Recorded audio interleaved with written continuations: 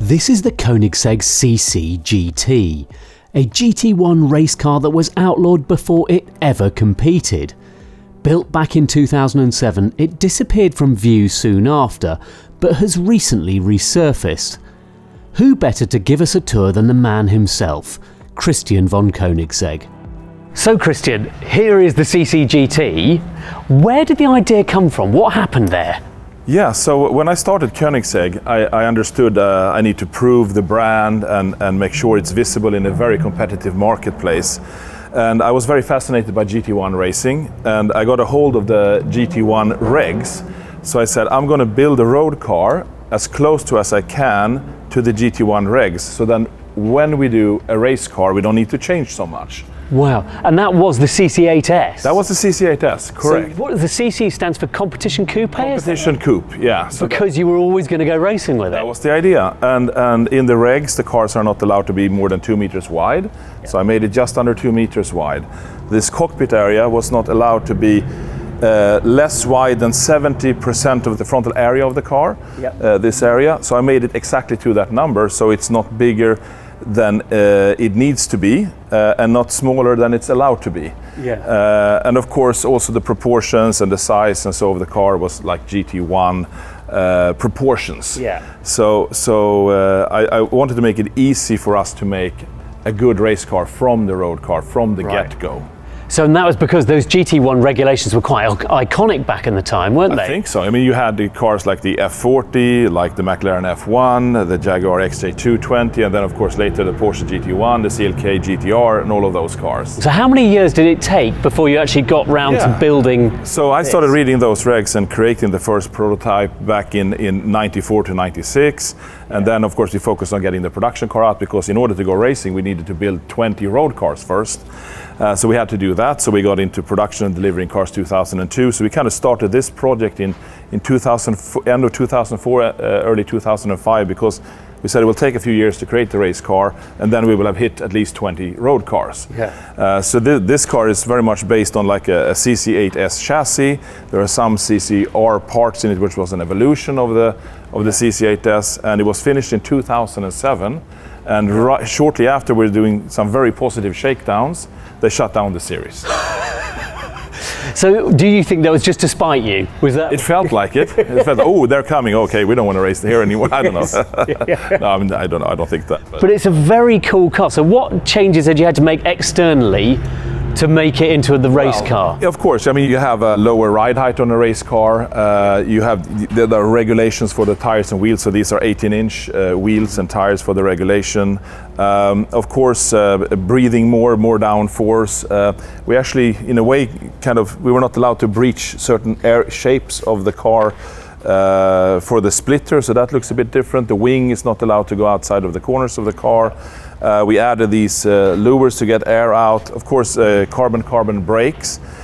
Since the car rides lower, the geometry is a little bit different. The pickup points are moved a bit, but we use the same 240 millimeter sized bearings, which we actually put in the first cars because they came from Le Mans racing, and you could have them with ceramic balls as well, and they're very, very stiff. Yeah. Dimag wheels, hollow Dimag wheels. So magnesium wheels. Magnesium gearbox casing. Yep. Straight cut gears, dog rings, of course. So you'd invested quite heavily in it as well. Oh yeah. And of course then you have air jacks, roll cage, FIA approved roll cage. Fuel bladder, engine. I mean, you were not allowed to have more than around 600 horsepower, restrictor racing, of course. Yeah. So balance of performance was not really there like it is today. It was more the restrictor, certain size depending on cylinder volume, so you don't get much more than 600 horsepower. We got to 620, which was very beautiful at the time. And since we're not allowed to have more power, it's normally aspirated, so lighter from that perspective. The regulation also said you're not allowed to weigh less than 1,100 kilo, and we designed the car. We aimed for straight over 1,000 kilos. We could put ballast where we wanted. Yeah. And when we weighed it for the first time, it was just under 1,000 kilos. Really? So that was quite amazing. Yeah. And then of course, there are regulations for the Venturi. It's not allowed to start in front of the rear axle, so that makes it a bit shallower. Yeah, so just the regs, basically. Yeah, so, exactly. Do you reckon we can have a look at it with the panels off? Of course. Go and have a look underneath. Absolutely. Great. Removing the lightweight carbon Kevlar panels is a two-man job. The rear wing has to be removed before the clamshell, and gone are Koenigsegg's iconic pivoting doors, replaced by removable doors held in place by pins. Right, let's get back into it. Here we can see the massive slicks in the front, really wide. We were worried we wouldn't get heat into them because they're so wide, but it worked really, really well, and the steering feel is just amazing. This subframe is exactly the same as in the CC8 road cars, and the reason why we made this so low was that we always wanted to get a roof in underneath here. So we had this anyway. And you see, this is the shape of the roof. Yeah. So that's kind of the telltale of that. It's a little bit beefed up, and of course we lowered the frame compared to the pickup point, so they're a little bit higher up. But it's all based on the same principle, but very marginal change. The consequence of putting the roof in there, that we had to push everything lower, so we lowered the center of gravity as well by putting the roof there, which is a good thing. Yeah. Of course, it made it a little bit more compact and more complicated to construct it, but it has the benefit of super low gravity and a very compact construction, which is stiff. So who would have thought that designing a convertible actually made a better race car? It was something we kind of considered in the process, that it had to go hand in hand to avoid compromise. Yeah. And then we have, of course, the said anti-roll bar that we've seen front and rear on all our cars ever since, and we also have that there. Inboard suspension, but without push rods, because I always fancied like the direct linkage better, because you have less moving joints and less friction, but it's more difficult to get the best geometry, so you have to fight a little bit more for it, but when you get it right, you have a simpler, a more straightforward solution. Yeah. And how about cooling? Because the radiator angle, I wouldn't think would work like that. Yeah, I mean, it works really, really well, because you have all this suction coming out from here, here, and here, so you have a lot of under pressure. And this radiator, I would say, was designed anyway for, well, at the time, like 700, 800 turbo horsepower, which you need more cooling than if it was normally aspirated, because you have some energy losses in those systems. And here we had only 600 horsepower. So, and an even freer breathing path than the road car, and more airspeed most of the time. You don't get stuck in a traffic jam so often with these cars. Hopefully not, Le Mans, that's for sure. Exactly. And then massive brake cooling. Now there's a duct here coming from here. There's another duct normally going here, but when we've driven it now, we have a bit overcooling of the brakes, so unless you really drive hard, so that is temporarily removed. But if you go racing, you put that back, because then you use the brakes fully. Yeah. So what's the car been doing? Because between 2007, obviously, where you had to cancel the project, and 2023, when it was auctioned last year. Yeah. So basically, kind of the air went out of us when the regulation evaporated. We had kind of built the whole company with the ethos of showing our car in GT1 racing. We were finished, it was working well, the dream was fulfilled, we were going there, and then boom. So I basically sold it to a partner collector at a very, very low price and forgot about it. And it's been out on the tracks a few times, very sporadically, and been in a collection. And then it came up on an auction about a year ago, and then an American collector bought it, and he wants to go racing. And now, as we built it for the GT1 regulation, and it was finished before they shut it down, we're allowed to go historic GT1 racing. So that's the plan. Oh, fantastic. So back to Le Mans. Potentially, yeah, that's one opportunity and possibility, and I hope to see it there. That would be totally amazing. Yeah. We can go racing and potentially show what it could have done back in the day, right?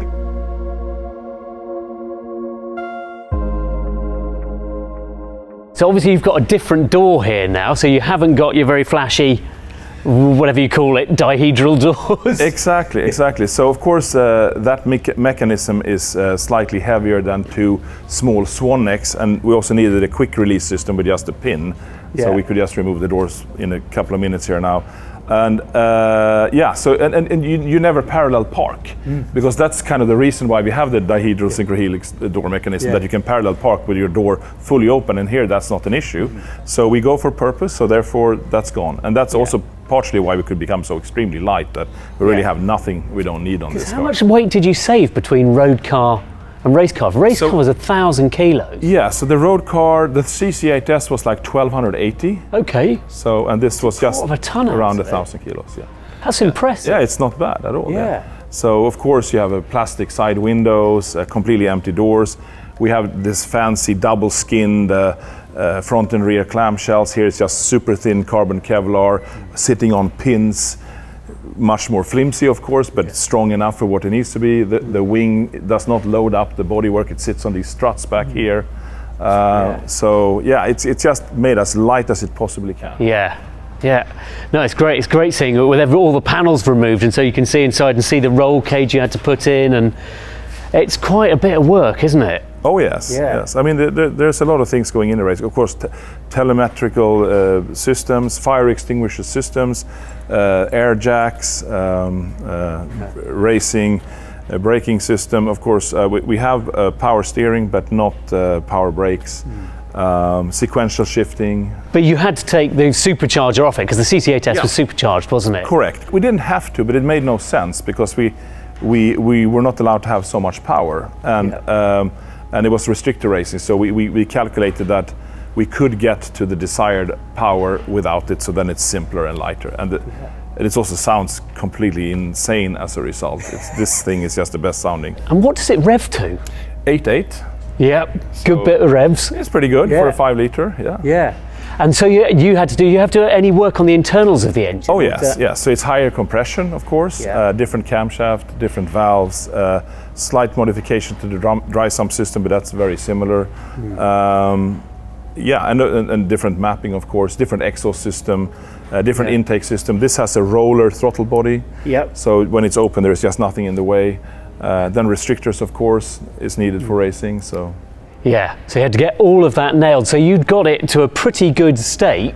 I would say so. And when we did shakedown runs with the car on various tracks in Sweden and in Germany, it just performed like out of the box really good, and with some tweaks we were just so excited what this thing could do. So handling well, and it handles amazingly well. It's so easy to drive, but also super high performance at the same time. So you have that confidence level and the performance combined, which makes it a fast race car. Yeah. And had you taken learning from what you'd already been doing, because this was 2007, had the sort of developments in the road car helped get this? I mean, it was really ping pong backwards and forwards. So we widened this compared to the CC8 and CCR, and we in the front to be as wide as in the rear, to have a square footprint. There are some advantages. First of all, with a very wide tire, you get some kind of turning circle. Secondly, you get the outer side of the wheel on the same line in turning, which increases the stability. So we implemented that on the Agera range of cars as well. Yeah, so all busy stuff. So can we have a look back in the engine bay? Absolutely. Because I'm fascinated. There's so much going on in here, and yet you've got a bit of space because you're not forced induction. It's pretty empty. We can put a lot of stuff in here because we don't have the intercoolers and turbos or compressors and so on. So these struts are for the race car going straight into the roll cage. So you have this quite large stiffening effect back here as well, to handle with the added grip, of course, and the downforce. And then, of course, the airbox feeding air straight in from the roof. Get a ram air effect into the restrictors. And then, the roller throttle body underneath there. Higher compression engine.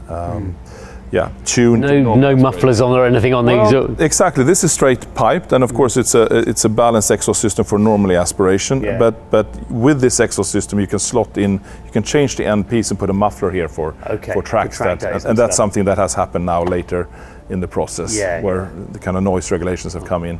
Gearbox, you can see, has this funky color because it's magnesium.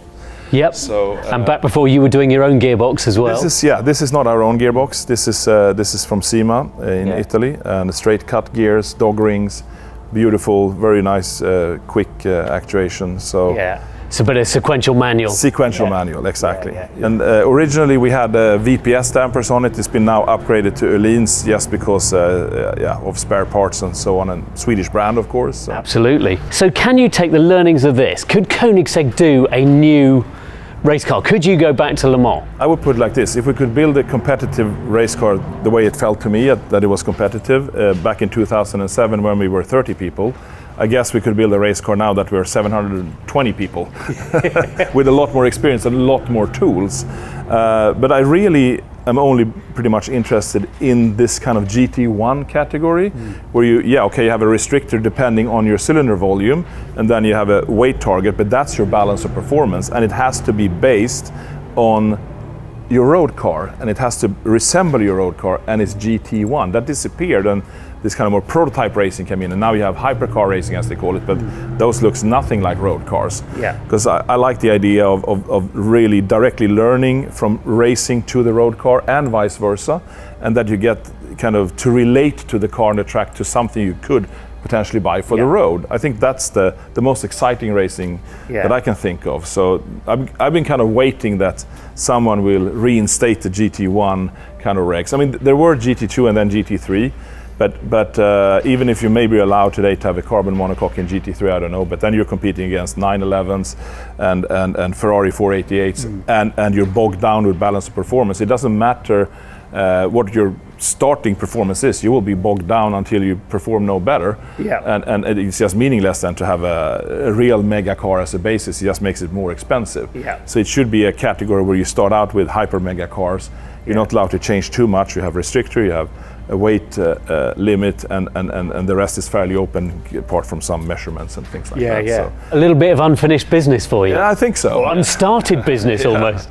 But this is now allowed to go back in historic racing, so that would be just amazing to see it on the track with its peers. It would be great. I'd love to see this on circuit. I'd particularly like to see something new from you on circuit as well. That would be really cool, and we would be very much up for it if the opportunity arises. Great. Christian, thank you very much indeed. Thank you. That was brilliant.